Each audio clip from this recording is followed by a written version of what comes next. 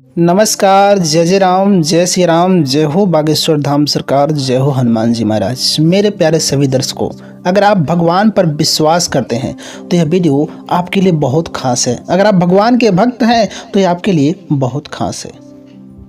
इस वजह से आप कहानी के अंत तक ज़रूर बने रहिएगा। हमें उम्मीद है कि आप इस कहानी को लास्ट तक ज़रूर सुनेंगे। तो देर न करते हम कहानी को शुरू करते हैं। एक बार की बात है, एक गुरुकुल में एक गुरुजी थे जो अपने शिष्यों को शिक्षा देते थे। वह गुरुजी शिष्यों को तन मन धन से शिक्षा दिया करते थे। उस गुरुकुल में जो भी बच्चे पढ़ते थे वही के एक पास के आश्रम में रहा करते थे। उसके बाद गुरुजी के पास आकर के शिक्षा ग्रहण करते थे। वह गुरुजी हर प्रकार की शिक्षा देते थे, लेकिन खास करके वह धर्म की शिक्षा देते थे। इस प्रकार से वहाँ के जो भी विद्यार्थी थे, जो शिक्षा लेने वाले थे, वो सभी लोग जो है भगवान की भक्ति भाव पूजा पाठ करते थे, क्योंकि धार्मिक दृष्टि से वो शिक्षा बहुत ज़्यादा दिया करते थे। क्योंकि ये गुरु जी जो थे वो भगवान के बहुत बड़े भक्त थे। ये गीता पुराण कथा भागवत के बारे में बहुत ज़्यादा शिक्षा ग्रहण कराते थे। अपने जो सनातन धर्म की जो भी ग्रंथ हैं, इन सभी ग्रंथों का ज्ञान देते थे। वह कहते थे कि किस ग्रंथ का, किस कथा का कौन सा महत्व है। अपने जीवन में हर प्रकार से कष्ट है, कष्टों से मुक्ति कैसे पाया जाए। वह गुरुजी सब प्रकार के विधि विधान को सिखाते थे धार्मिक दृष्टि से। एक बार वह गुरुजी गुरुकुल में अपने शिष्यों को बैठा करके शिक्षा दे रहे थे। अपने शिष्यों को अच्छे अच्छे ज्ञान की बातें बता रहे थे, शिक्षा ग्रहण करा रहे थे। क्योंकि गुरुजी को अपने सभी शिष्यों का नाम का मालूम था और वह अपने सभी शिष्यों की आवाज़ को भी भली भांति पहचानते थे। अगर कोई बच्चा उठ करके सवाल करता था तो बिना देखे ही बताते थे कि इस नाम का बच्चा उठ करके सवाल किया है। तब तक अचानक एक आवाज़ आती है। गुरुजी आश्चर्यचकित हो जाते हैं कि आज तक मैंने इस आवाज़ों को सुना नहीं, आखिर कौन नया लड़का आ गया है जिसकी आवाज़ बदली सी है। वह गुरुजी अपने शिष्यों की तरफ देखते हैं। वो सोचते हैं कि ऐसी आवाज़ तो आज तक आया नहीं, और आवाज़ आया तो ये आवाज़ कहाँ से आया। अब गुरुजी इधर उधर अपने नज़रों को फेरते हैं तो देखते हैं कि दरवाजे पर एक महज 8-10 साल का छोटा सा लड़का दरवाजे पर खड़ा रहता है। और वह लड़का गुरुजी से कहता है कि गुरुजी, क्या मैं अंदर आ जाऊँ। उसको देखते ही गुरुजी कहते हैं कि ठीक है बेटा, तुम अंदर आ जाओ। और जैसे ही वह लड़का छोटा सा आता है, गुरुजी के सामने हाथ जोड़कर खड़ा हो जाता है। गुरुजी कहते हैं कि पुत्र, तुम अकेले ही चले आए हो, आखिर तुम्हारे माता पिता क्यों नहीं आए तुम्हारे साथ। तुम्हारे किसी गार्जियन को तो आना जरूरी था बेटा। तुम्हारे कोई माता पिता नहीं है क्या? तुमको अपने माता पिता के साथ में आना चाहिए। जैसे ही गुरुजी इस बात को बोलते हैं वो लड़का कोई जवाब नहीं। जैसे ही गुरुजी इस बात को बोलते हैं वो लड़का कुछ नहीं बोलता है। उस लड़के की आंखों से आंसू आ जाते हैं। उसके बाद गुरुजी समझ जाते हैं कि लगता है इस लड़के के माँ बाप नहीं हैं। गुरुजी ने पूछा, पुत्र तुम्हारे कोई है या नहीं है? तुम्हारे आगे पीछे कोई नहीं है क्या? तुम्हारे माता पिता तुम्हें छोड़ दिए हैं या इस दुनिया में ही नहीं है? पहले तुम अपना नाम बताओ और तुम आए हो कहाँ से। लड़का कुछ देर शांत रहता है, उसके बाद कहता है, गुरुजी मेरा नाम करीम है और मैं पिछले कुछ महीनों से यहीं पर भटक रहा हूँ। गुरुजी ने पूछा, तुम ऐसे अकेले क्यों भटक रहे हो? तो उस बच्चे ने कहा कि गुरुजी एक बाढ़ आई थी जिसमें मेरा पूरा परिवार बह गया था, इकलौता मैं ही बचा था और मैं उस बाढ़ में बहते बहते घर चला आया था। लेकिन मेरे को भी, मैं भले ही मुस्लिम धर्म से हूँ, लेकिन मेरे को भी सनातन धर्म की पूजा पाठ की बातें बहुत ही अच्छा लगता है। ये जो हिंदू सनातन धर्म का कार्य है, पूजा पाठ है, भक्ति भाव है, भागवत है, हमको बहुत ही अच्छा लगता है। गुरुजी ने कहा, लेकिन तुम्हारे नाम से तो लगता है कि तुम मुसलमान हो, और एक मुसलमान जो है कुरान को पढ़ता है, न कि ग्रंथ को। तुम्हारा कार्य मस्जिद में जाके नमाज पढ़ना है, कुरान पढ़ना है, तुम यहाँ क्यों आए हो? इस बात को सुनने के बाद वह लड़का कहता है कि गुरुजी, मुझे उस कुरान में, उस मस्जिद की नमाज में मुझे कोई इंटरेस्ट नहीं है, मुझे कोई चॉइस नहीं है। मुझे तो सनातन धर्म अच्छा लगता है। मुझे ग्रंथ भागवत कथा अच्छा लगता है, मुझे उस मस्जिद के नमाज में अच्छा नहीं लगता है। इसलिए मेरे मन में जिज्ञासा है कि आखिर ये सनातन धर्म कैसे है, किस प्रकार से इसमें पूजा पाठ किया जाता है। ये मेरे मन में श्रद्धा है, भक्ति भाव है। मैं आपसे शिक्षा ग्रहण करना चाहता हूँ इस सनातन धर्म को लेकर के।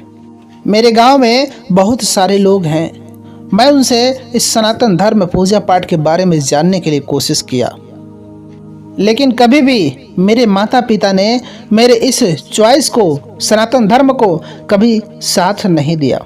इसलिए मैं आज आपके शरण में आया हूँ, कृपया करके आप मुझे अपने शरण में ले लीजिए। मैं भी इस धर्म और ज्ञान की बातों को जानना चाहता हूँ, कृपया करके आप मुझे शरण में ले लीजिए।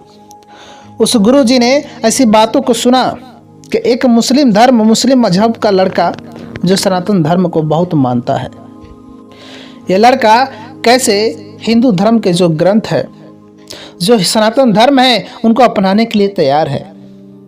उन्होंने कहा कि ठीक है बेटा, अगर तुम्हारे मम्मी पापा नहीं हैं और तुम मेरा शिष्य बनना चाहते हो तो मैं तुम्हें अपना शिष्य बनाऊंगा, तुम्हें अवश्य मैं शिक्षा ग्रहण कराऊंगा, क्योंकि मेरा कार्य यही है, मैं शिष्यों को शिक्षा ग्रहण कराता हूँ। अगर तुम मेरे शिष्य बनना चाहते हो तो मैं तुम्हें अपना शिष्य बनाकर सनातन धर्म का शिक्षा ग्रहण जरूर कराऊंगा। वह लड़का दिमाग से बहुत तेज था। गुरुजी ने पूछा कि आखिर तुम्हारी उम्र कितनी है? तुम्हारी उम्र तो लगभग 8 से 10 साल की होगी। लड़के ने कहा कि नहीं गुरुजी, मेरी उम्र तो 13 साल की है, लेकिन मेरी स्वास्थ्य कुछ दिनों से ठीक नहीं रहती है। इस वजह से मेरी ऐसी हालात हुई है जिसके कारण आपको मेरी उम्र 8 से 10 साल दिखाई पड़ रही है। वहाँ पर जो भी शिष्य थे सभी बच्चे हंसने लगे। गुरुजी ने सबको शांत कराया। गुरुजी ने कहा कि देखो, कभी किसी का मजाक नहीं बनाना चाहिए, क्योंकि हर किसी का समय कभी एक जैसा नहीं होता है।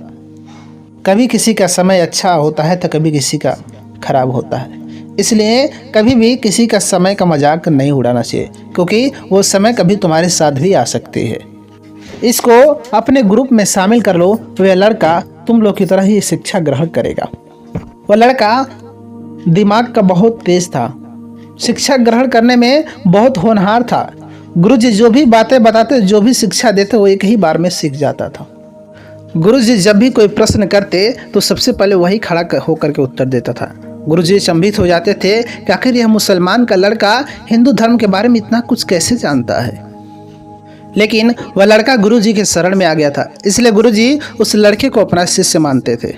उनको अपने शिष्य पर गर्व होने लगा था कि हाँ, ये तो मेरा शिष्य है। कभी कभी तो ऐसा होता था कि गुरुजी अभी सवाल ही करते थे, तब तक उसका उत्तर बता देता था। वह पढ़ करके बहुत ही ज़्यादा ज्ञान प्राप्त कर लिया था।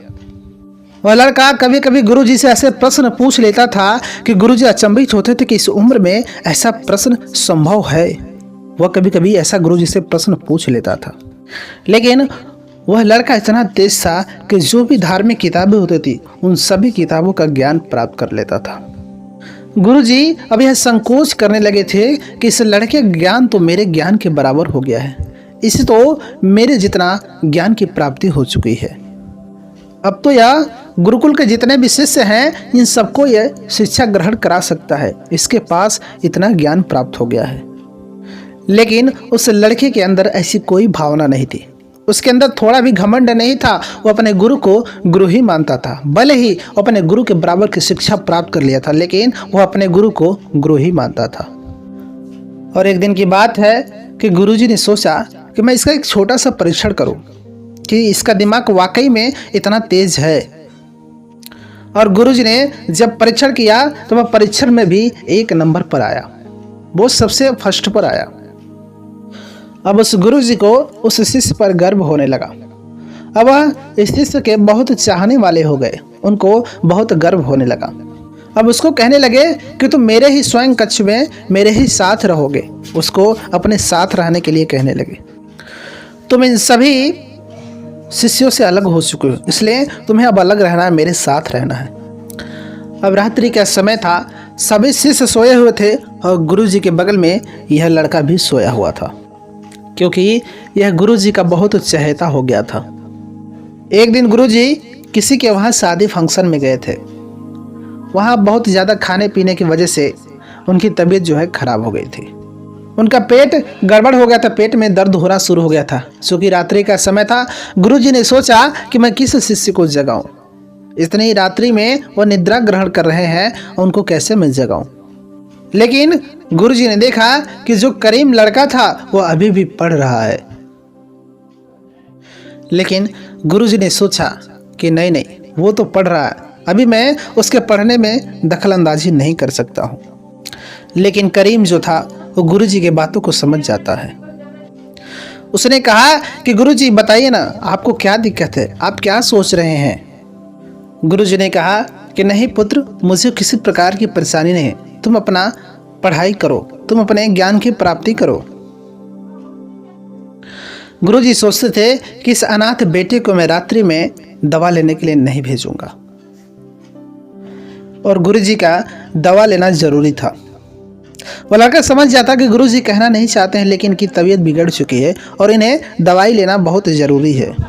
गुरुजी कहते हैं कि तुम पढ़ाई करो, लेकिन वह करीम कहता है कि नहीं गुरुजी, यदि आप हमें अपना शिष्य मानते हैं तो बताइए आपको क्या दिक्कत है, क्या परेशानी है। गुरुजी ने कहा कि पुत्र, मेरे पेट में कुछ दर्द हो रहा है और इस बगल में एक वैद्य जी रहते हैं, उनके यहाँ से कुछ दवा लेकर आते तो बहुत अच्छा होता। उसके बाद वह करीम कहता है कि ठीक है गुरुजी, इसमें कौन सी बड़ी बात है, छोटी सी बात है, मैं अभी तुरंत आपके लिए दवा लेकर आता हूँ। वह लड़का तुरंत आश्रम से बाहर जाता है दवा लेने के लिए, और जैसे वो घर से बाहर जाता है तैसे तेज तूफान आंधियों झोंका चलने लगता है, बहुत जोरों से बारिश होने लगती है, तूफान आने लगता है। वह लड़का उस बारिश में भीगने लगता है। अब इधर गुरुजी को चिंता होने लगती है कि मैं उस अनाथ बच्चे को इतनी तेज बारिश, इतनी तेज तूफान में मैं बाहर भेज दिया दवा के लिए। अब गुरुजी को इस बात का बहुत चिंतन होने लगता है, अगर उस अनाथ बच्चे को कुछ हो गया तो मैं अपने आप को माफ नहीं कर पाऊंगा, साथ साथ भगवान भी हमें कभी माफ नहीं करेंगे। लेकिन कुछ ही समय में दरवाजा खुलता है। गुरुजी देखते हैं वही लड़का करीम था, लेकिन उसका हाथ में कुछ नहीं था। गुरुजी कहते हैं कि पुत्र, तुम दवा लेने गए थे, दवा कहाँ है। वह लड़का कहता है कि गुरुजी, आपकी दवा बाहर रखी हुई है। गुरुजी कहते हैं कि इतनी तेज आंधी तूफान में तुम गए भी तो दवाई को बाहर रख के चले आए। उसने कहा कि गुरुजी, कहाँ आंधी तूफान है, मेरे कपड़े तो सूखे हुए हैं, कुछ नहीं है। उसके बाद वह लड़का गुरुजी का हाथ पकड़ के ले जाता, कहता है कि गुरुजी बाहर चलिए, मैं आपको दिखाता हूँ कि आपकी जो भी आयुर्वेदिक दवाई चाहिए उस दवाई को आप ले सकते हैं। गुरुजी जैसे बाहर जाते हैं, देखते हैं कि वहाँ पर गट्ठर का गट्ठर दवा लगा हुआ है। गुरुजी हैरान हो जाते हैं। गुरुजी सोचने लगे कुछ न कुछ तो गड़बड़ है। वह कहने लगे कि तुम अभी के अभी गए और इतनी सारी दवाइयाँ कहाँ से लेकर के आए। गुरुजी ने कहा कुछ गड़बड़ है, तू बता आखिर तू कौन है जो इतनी जल्दी इतनी सारी दवाइयाँ लेकर आ गया। तू सच सच बता, नहीं तो मैं तुम्हें अभी यहीं कहीं भस्म कर दूंगा। तू भले ही मेरा चाहता है, लेकिन तू सच सच बता, नहीं तो तुझे अभी के अभी भस्म कर दूंगा। मेरे अंदर शक खाया जा रहा था कि तू बाकी बच्चों से कुछ अलग ही है, लेकिन आज तेरे को बताना ही पड़ेगा तू आखिर है कौन। उसने कहा कि गुरुजी, अगर आपको बुरा ना लगे तो मैं आपको सच सच बताऊं, मैं एक जिन्नात का बच्चा हूँ। मैं एक जिन हूँ और आपके बगल में जो नीम का पेड़ है उसी पेड़ पर रहता था। जो नीम का पेड़ था उसे लोगों ने काट दिया, इस वजह से मैं आपके आश्रम में रहने के लिए चला आया हूँ। गुरुजी ने कहा कि तुम अभी कभी यहाँ से चले जाओ, नहीं तो मैं तुम्हें भस्म कर दूंगा। अभी गुरुजी अपने कमंडल से जल का आचमन करते हैं, तब तक वह जिन्नात वहाँ से गायब हो जाता है। अब गुरुजी आश्रम में आते हैं और कुछ दवाइयाँ रखे रहते हैं, उससे दवाइयाँ को खाते हैं और थोड़ी देर में उनकी जो है तबीयत ठीक हो जाती है। उनको अपने करीम जो था उस शिष्य पर पछतावा भी हो रहा था, लेकिन वह ये सोचने लगे कि जब वह जिन्न था वो कभी भी किसी को नुकसान पहुंचा सकता था। इस वजह से गुरुजी ने उसको भगा दिया और वह डर के मारे भाग गया। लेकिन गुरुजी जिस आश्रम में रहते थे उस आश्रम में उनको काफ़ी ज्ञान था, इसलिए वह झाड़ फूँक का भी कार्य करते थे। अगर कभी किसी को नज़र लग जाती थी, किसी को टोना टोटका हो जाता था, तो वह गुरुजी हमेशा उसका झाड़ फूँक का कार्य करते थे। उसके बाद एक बहुत सुंदर लड़की रहती है जो बहुत अजीब अजीब हरकतें करती है। उसके माँ बाप बहुत परेशान रहते हैं। वह उस लड़की को लेकर के उस गुरुजी के पास में आते हैं। वह कहते हैं कि गुरुजी, देखिए ना, मेरी बच्ची जो है अजीब अजीब हरकतें कर रही है। अभी तक तो ठीक थी, लेकिन अभी कुछ दिन से जो है इसके अजीब अजीब कारनामे हो रहे हैं। गुरुजी कहते हैं कि ठीक है। उस बच्ची को आश्रम में ले जाते हैं और जैसे ही हाथ में जल लेकर आचमन शुरू करते हैं, वैसे उन्हें दिखाई देता कि वही लड़का है, वही जो करीम जो आश्रम में आया था, वही लड़का इतने दिनों के बाद दिखाई दिया। गुरुजी ने कहा कि करीम, आखिर तुम फिर से वापस आ ही गए। इस लड़की के शरीर में तुम क्यों प्रवेश किए हो? उसके बाद वह जिन्न कहता है कि गुरुजी आप मुझे माफ़ कर दीजिए, मैं इस बच्ची को छोड़ दूंगा, लेकिन मेरी जो इच्छा है उसे आप पूरी कर दीजिए। तो गुरुजी कहते हैं कि करीम बताओ तुम्हारी क्या इच्छा है, क्या चाहते, लेकिन तुम इस बच्ची को छोड़ दो। वह जिन्न कहता है कि बस मेरी यही इच्छा है कि मैं एक बार आपके चरणों को स्पर्श कर लूं, क्योंकि मैं काफ़ी दिनों से आपके चरणों का स्पर्श नहीं किया हूं। मैंने आपसे शिक्षा लिया, मैंने आपको गुरु दक्षिणा तो नहीं दिया, लेकिन एक बार आप मुझे अपने चरण को स्पर्श करने का मौका दीजिए। गुरुजी ने कहा कि आखिर तुम जब यहाँ से चले गए थे, इतने दिनों बाद तुम कहाँ थे? इतने दिनों बाद तुम वापस कैसे आ गए? उसके बाद करीम ने कहा कि गुरुजी जैसे मैं आपके आश्रम से गया, मुझे एक तांत्रिक ने पकड़ लिया और पकड़ करके मुझे एक बोतल में बंद कर दिया था। बोतल में बंद करने के बाद मुझे ज़मीन के अंदर धंसा दिया था और मैं वहाँ पर कैद था। लेकिन मैं आपकी जो सनातन धर्म है, इसका मुझे ज्ञान की प्राप्ति थी। मैं इसे भगवान का स्मरण करता था और एक दिन उस ज़मीन की खुदाई हुई, जिससे जो शीशे जो बोतल था वो टूट गया। लेकिन मुझे बस एक ही आशा थी, एक ही इच्छा थी कि मैं आपके पास कैसे आऊँ, क्योंकि आपके पास जो शिक्षा ग्रहण करके मुझे अनमोल खजाना मिला, उसका कोई मूल्य नहीं है। मैं इससे मुक्त हो जाऊंगा। बस आप एक बार मुझे अपने चरणों का स्पर्श करा दीजिए। गुरुजी ने कहा कि चलो कोई बात नहीं। उसके बाद वह लड़का करीम जो जिन्न था, उसे लड़की के शरीर को छोड़ देता है। उसके बाद गुरुजी ने कहा कि अब आप अपनी बच्ची को ले जा सकते हैं, आपकी बच्ची बिल्कुल स्वस्थ हो गई है। उसके बाद वह करीम जो है गुरुजी के चरणों का स्पर्श करता है और उसके बाद वह गुरुजी का कोटि कोटि धन्यवाद देता है। उसने कहा कि गुरुजी आपने मुझे शिष्य बनाया, इसके लिए आपका कोटि कोटि धन्यवाद। वह कहता है कि गुरुजी आज के बाद मैं आपसे वचन देता हूँ कि मैं आज के बाद कभी किसी को नुकसान नहीं पहुँचाऊँगा, और आप मुझे मंत्र से सिद्ध करके मेरे ऊपर जल का आचमन कर दीजिए, ताकि मुझे जिन्न योनि से मुक्ति मिल जाए। उसके बाद वह गुरुजी उस लड़के के कहने पर उस जल को छिड़क करके जल का आचमन किया। उसके बाद उसको जिन्न योनि से मुक्ति मिल जाती है। तो प्रिय दर्शकों, ये थी आज की कहानी। इसलिए कभी भी हमें सनातन धर्म पर गर्व करना चाहिए। जो हमारे आस्था है, जो हमारे भगवान है, जो हमारे राम है, उन पर हमें गर्व करना चाहिए। क्योंकि अगर आप भगवान की आस्था पर विश्वास करते हो तो आपका असंभव कार्य भी संभव में बदल सकता है। क्योंकि इस धर्म में इतनी ताकत है कि किसी को भी कुछ सिखा सकती है, किसी का भी असंभव कार्य को संभव कर सकती है। तो प्रिय दर्शकों, मिलेंगे हम आपसे एक और नई कहानी के साथ। तब तक के लिए जय जय राम, जय सिया राम।